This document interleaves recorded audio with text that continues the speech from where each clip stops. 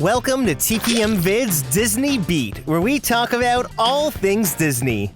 If you're new to the channel and like what you see, hit that subscribe button and click the bell icon to be notified when we upload a new video. You can also find us on Instagram, TikTok, and Twitter. The Disney theme parks are all about the details, and Disneyland Paris has surprises around every corner. There is a lot to explore, and Imagineers have left behind so many hidden details and Easter eggs for us fans to find. So let's go on a little scavenger hunt and count down 10 hidden secrets and Easter eggs at Disneyland Paris. Number 10. As you make your way towards the entrance of the Disneyland park, you'll notice 4 circular windows on the back of the train station. Now, if you look really closely, these are actually stained glass windows. This somewhat lost art form is heavily used all throughout Main Street and Fantasyland, and it really brings a certain charm into the park. Well, over at the train station, these 4 circular windows depict the 4 theme lands here at Disneyland Paris. From left to right, you have Adventureland represented by the ship, Fantasyland with Sleeping Beauty Castle, Discoveryland with the Orbitron, and Frontierland with the Mark Twain riverboat, which is now rotting in the rivers of the Far West. It's just sitting in this tent. All the stained glass are detailed pieces of art, and each of the 4 lands in Paris are truly unique. Even the phrase of the famous train station plaque that can be found at the American parks is also different. It reads, "Here you leave today and enter worlds of history, discovery, and ageless fantasy," which is honestly a perfect way to describe the park experience here at Disneyland Paris. Number 9. Did you know that Walt Disney's house can be found here on Main Street, USA? Well, parts of his family home are represented in one of the shops. So on the left-hand side, you can find Walt's an American restaurant. First off, the address of the restaurant pays tribute to the Imagineering offices in Glendale, California. Their address is 1401 Flower Street. When Disneyland Paris opened in 1992, the top and bottom floors of these buildings were used as the dining rooms for the restaurant. In 1999, Disney transformed the bottom dining room into Lily's Boutique, named after Walt's wife Lillian. I mean, it's a meaningful tribute to have Walt and Lillian beside each other. Well, inside Lily's Boutique, you can find dozens of pictures of the Disney couple. It captures many family milestones, including a trip they all took to Paris. There they are, right in front of the Eiffel Tower. Now, as I was browsing and taking pictures, I was speaking to a lovely cast member named Isada, who asked me if I knew the secret of the shop. I thought she was talking about these pictures, but then she proceeded to tell me that each of the rooms in the shop was decorated to represent the different rooms of Walt and Lillian's house. Yeah, so the first room as soon as you walk into the shop from Main Street, well, that's set up as the Disney's dining room. This fireplace is actually a leftover relic from when this was a dining room for Walt's restaurant. It's the only piece that survived the transformation. Then, as you make your way straight ahead, this leads into the Disney's kitchen. It's where you can find the pictures of their trip to Paris. Then the last room on the left-hand side represents the Disney's parlor. This is probably where they would have sat and relaxed after dinner. I mean, what a cool little detail to have hidden right here on Main Street. Number 8. Over in Fantasyland, just behind Mad Hatter's teacups, you can find March Hare refreshments. The whole area follows the whimsical design of the Alice in Wonderland film. I love that Imagineers modeled the chimney pipes after the March Hare's ears. It's a fun little detail, but it's not the main event of this segment. Now, you may have already noticed, but in the courtyard seating area, there is a giant teapot. What a lot of people don't realize is that every couple minutes, the teapot will start to smoke, and the little dormouse from Alice in Wonderland slowly pops out of the teapot. It's just like the tea party scene in Alice in Wonderland. But the more I look at this little guy in the theme park, the creepier he becomes. I think it's the eyes. What do you think? But I still think it's a fun little bit of kinetics that helps bring Fantasyland to life. Number 7. Sleeping Beauty Castle in Paris is probably the most beautiful Disney castle, and the interior is equally as stunning. The level of detail truly transports you into the fairy tale. So, one thing you need to experience is the Sleeping Beauty Gallery. This is the Paris version of the Sleeping Beauty Castle walkthrough. It's so much more elaborate than the walkthrough in Anaheim, so find the sign and make your way upstairs. Now, Imagineers used many different art forms to create these beautiful displays and to tell this Disney story. This includes gorgeous, colorful stained glass windows, physical props, and hand-woven tapestries with an extra sprinkle of magic. All of these elements are woven together seamlessly to tell Princess Aurora's story. Now, as you make your way to the scene where the three fairies cast the spell onto the castle, here you'll find a couple of guards who are under the spell and are fast asleep. Well, as you walk by, listen carefully because these guards actually snore.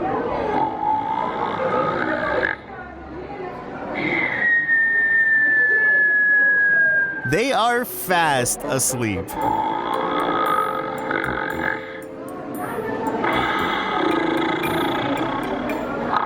Sometimes if there's too many people in here, it might be difficult to hear, but usually there's a moment or two where the snore is audible.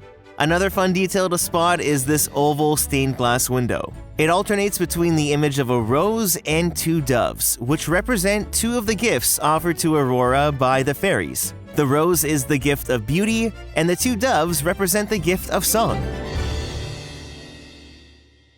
Number 6. Back in Fantasyland, you're going to want to make sure you go into all the shops, because they are attractions on their own.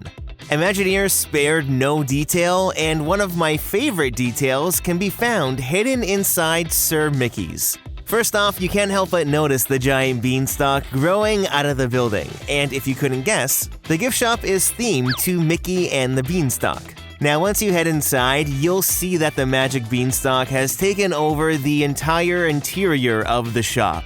A couple of chairs have gotten tangled up, and Mickey is also up there trying to hold on for his life. Well, if you're familiar with Mickey and the Beanstalk, you'll remember that Mickey encounters Willie the Giant. Now, although he is a giant, Willie is hidden somewhere inside the shop, but it's kinda hard to spot him. So if you look in the same direction that Mickey is looking, there's this window, and peeking inside through the window is Willie the Giant. You mainly see his eye and his orange hair, but that's definitely Willie. On my first trip into the shop, I never noticed him at all, and it wasn't until I went back the next day and realized he was hidden right there in plain sight. It's such a fun little hidden Easter egg to find. Number 5. Interactive props are always a fun thing to discover, and Adventureland actually has a couple of them. Today we'll just look at one, but you're gonna want to make your way to the Cool Post refreshment stand. Now, down at the bottom under the canopy, you'll find some crates next to a bike cart with a vintage Coca-Cola ice chest on it. Many people will just walk on by, but what they don't realize is that the red ice chest is actually one of these interactive props. If you lift the lid, you'll hear the sweet sound of a can of Coca-Cola being opened and poured into a glass.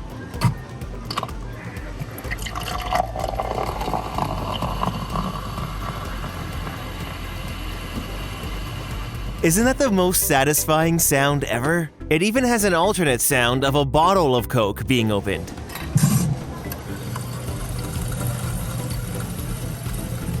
I don't know about you, but now I just want a nice cold glass of Coke.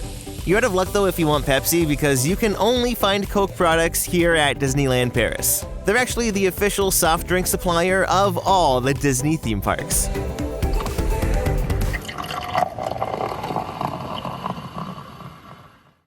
Number 4.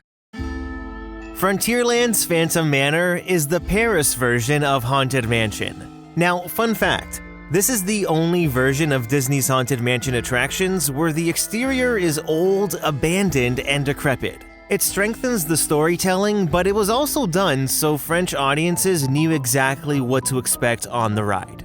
Now, the two main characters of Phantom Manor are the Phantom and the bride, Melanie Ravenswood. They both appear all throughout the attraction, but on the outside, you can actually find both Melanie and the Phantom hidden in two of the windows. Do you happen to notice Melanie already? Look into the center window on the second floor. Do you see her? Now, the glare from the sun does make it a bit more difficult to see during the day, but this view from the Molly Brown gives you a pretty good vantage point. You can make out her veil and wedding dress pretty clearly. At night, from just in front of the manor, lights illuminate the figure, making her much easier to spot. Now, as for the Phantom, well, he's hidden on the right-hand side of the manor in this window right here. Like Melanie, during the day, he's pretty difficult to spot, and you do need to be looking at it from the right angle. I found that the figure is most visible at around golden hour. At night, you can kind of make him out, but what's most noticeable are the other happy haunts walking past the windows. They are very active at night, and it adds that extra layer of creepy to this already decrepit exterior. Number 3. The Snow White and the Seven Dwarfs ride at Disneyland Paris recycles the exterior of what used to be Snow White's Scary Adventures at Disneyland in California. It was designed to resemble the Evil Queen's castle.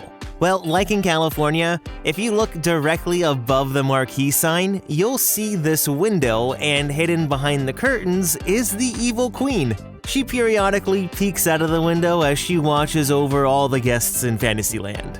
Now, in the Snow White film and the original Brothers Grimm fairy tale, the Evil Queen sends for the huntsman to go and kill Snow White. Well, hidden in front of the ride, you'll find an axe stuck in a tree stump. This could be a tough one to spot depending on how overgrown the plants and flowers are, but you also get a good vantage point as you walk through the queue.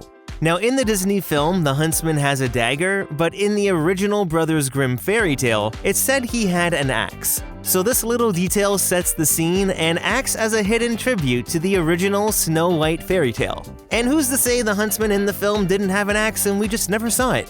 I mean, they even added one when you load into the ride vehicle. Either way, it would still make sense that this belongs to the huntsman. Number 2. The Emporium has become one of the staple shops of Main Street at most of the Disney Castle parks.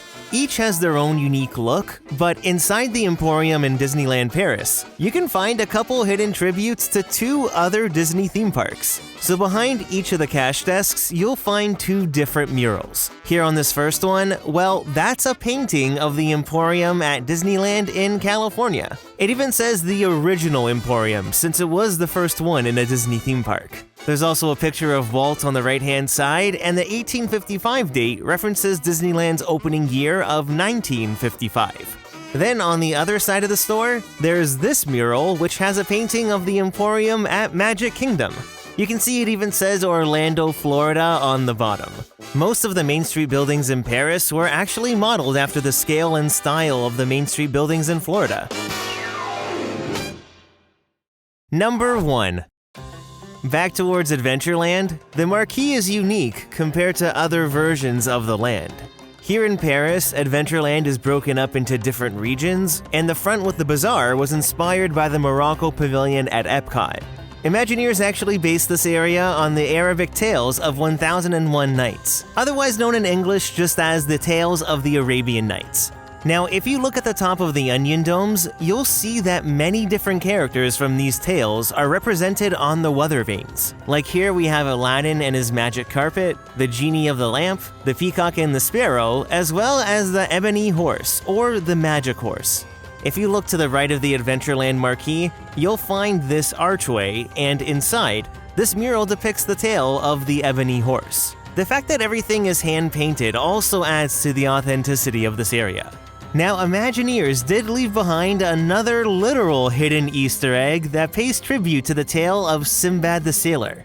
So back in front of the marquee, if you look to the left, you'll see a giant egg in a nest hidden on top of one of the roofs. The giant egg is actually from a rock bird. They were these enormous eagle-like birds of prey that were featured in a couple different Arabian Night tales, including the second voyage of Sinbad the Sailor.